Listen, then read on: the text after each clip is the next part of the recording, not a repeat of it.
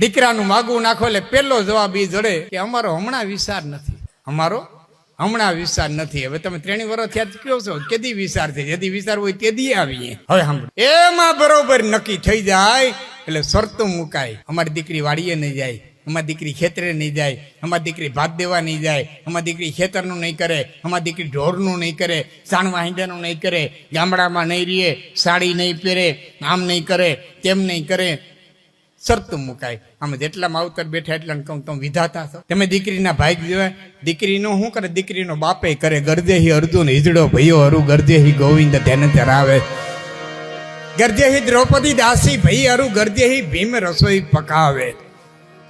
હા, પાંડવોની મહારાણી હતી, બાપ દાસીપણા કરવા પડ્યા હતા. એ તો કાળના ખેલ છે. હા, આમ કરું તેમ કાંઈ ન થાય.